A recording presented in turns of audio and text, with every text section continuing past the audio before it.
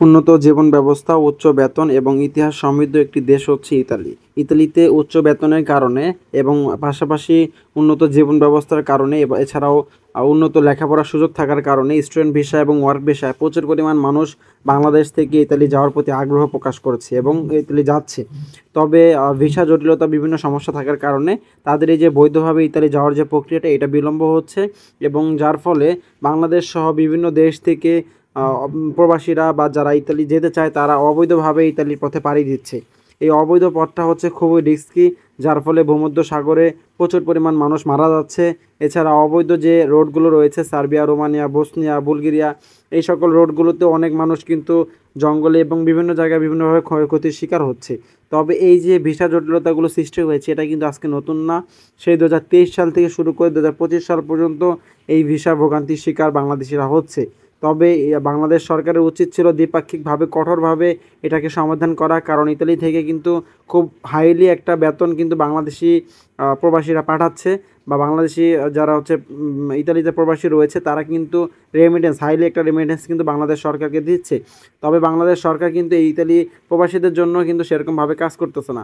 Malaysia সহ হচ্ছে Saudi সহ দুবাই সহ বিভিন্ন দেশ থেকে একজন প্রবাসী যে পরিমাণ রেমিটেন্স বাংলাদেশে পাঠায়, তার থেকে প্রায় 3 থেকে 4 গুণ বেশি রেমিটেন্স একজন ইতালি প্রবাসী পাঠায়। তো সেক্ষেত্রে বাংলাদেশের সরকারের অবশ্যই উচিত ছিল এই বিষয়টাকে হাইলি হচ্ছে প্রোফাইল হিসেবে নিয়ে এই বিষয়টা নিয়ে কাজ করা। তবে সেই বিষয়ে কিন্তু সেরকমভাবে কাজ করেনি।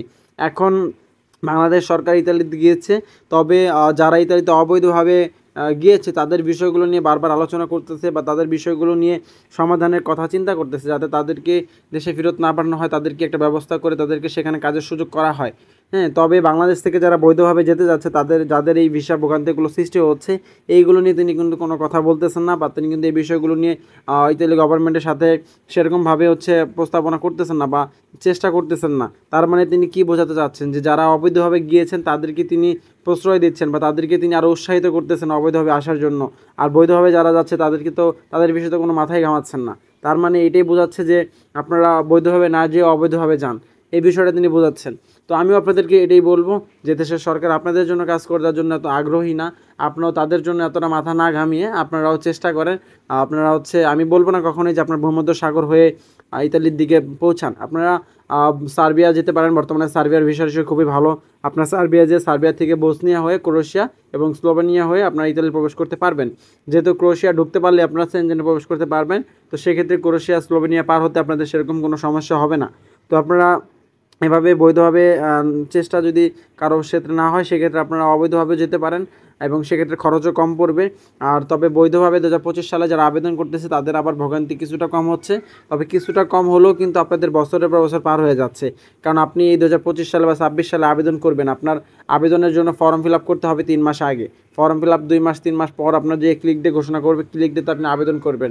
তার পরবর্তীতে আপনার হচ্ছে নলস্তে আসতে 3-4 মাস 6 মাস সময় লেগে যাবে, এবং ভিসা অ্যাপয়েন্টমেন্ট পেতে আরও 6 মাস, অ্যাপয়েন্টমেন্টের পরে ভিসা, সব মিলেই দেখা যাচ্ছে সর্বনিম্ন 1 বছর থেকে 1.5 বছর সময় লাগে একজন মানুষ যখন বৈধভাবে ইতালি যেতে চায় তার সেই প্রস্তুতি নিতে। তো সেক্ষেত্রে অবৈধভাবে গেলে আপনি 2-3 মাসের মধ্যে পৌঁছাতে পারতেছেন। সেক্ষেত্রে আপনার জন্য সেটা ভালো। তবে চেষ্টা করবেন বৈধভাবে যাওয়ার জন্য, যদি না হয় সেক্ষেত্রে আপনার অবৈধ পথটাকে বেছে নিতে পারবেন। তবে এই যে আমরা চাই যাতে বাংলাদেশ সরকার, যেহেতু তিনি ইতালিতে বর্তমানে অবস্থানরত রয়েছে, তিনি যাতে আমাদের এই বিষয়গুলো নিয়ে কঠোরভাবে কাজ করেন, এবং যে মানুষগুলো 2023-24 সাল থেকে ভোগান্তির শিকার হচ্ছে তাদের এই ভোগান্তিগুলো যাতে নিরসনে একটা ভূমিকা তিনি দেখাতে পারেন, সেই বিষয়টা আমরা আগ্রহী প্রকাশ করতেছি। এবং এছাড়া নতুন করে যারা আবেদন করবেন 2026, 27 এবং 2028 সালে কিন্তু নতুন ফ্লোসি ঘোষণা করা হয়েছে, সেই ফ্লোসিতে যাতে খুবই সহজে এবং খুবই সহজ নিয়মের মাধ্যমে লোকগুলোকে বাংলাদেশ থেকে নেওয়া হয়, সেই বিষয়ে যাতে হচ্ছে প্রধানমন্ত্রী জর্জিয়া মেলোনির সাথে এই বিষয়গুলো নিয়ে তিনি হচ্ছে অনুরোধ করেন এবং সেই বিষয়গুলো কার্যকর করে দেখান। কারণ শুধুমাত্র অনুরোধ করলে তো হবে না, সেগুলো কার্যকর করার জন্য কিন্তু কঠোর ভূমিকা অবলম্বন করতে হবে। কারণ বর্তমান ইতালি সরকার যে পরিমাণ কঠোর নিয়ম চালু করতেছে বা যে পরিমাণ কঠোর আইন চালু করতেছে, তাদের এই কঠোর আইনের কারণেই কিন্তু বিভিন্ন দেশের প্রবাসীরা বৈধভাবে না যেয়ে অবৈধভাবে যাওয়ার জন্য আগ্রহ প্রকাশ করতেছেন। তারা যেহেতু বৈধভাবে নিতে চায়, তাহলে তাদের নিয়মগুলো সেরকমভাবে সহজলভ্য করে দেওয়া উচিত, যাতে সেগুলো মানুষ সহজভাবে আসার জন্য আবেদন করতে পারে। তো আশা করি বিষয়গুলো বুঝতে পেরেছেন। আর যারা আমার সাথে একমত তারা অবশ্যই কমেন্টে জানিয়ে যাবেন। ইতালি সংক্রান্ত এরকম আপডেটগুলো পাওয়ার জন্য অবশ্যই আপনারা আমাদের ইউটিউব চ্যানেল এবং ফেসবুক পেজ অবশ্যই সাবস্ক্রাইব এবং ফলো করে রাখবেন। ধন্যবাদ সবাইকে। আসসালামু আলাইকুম।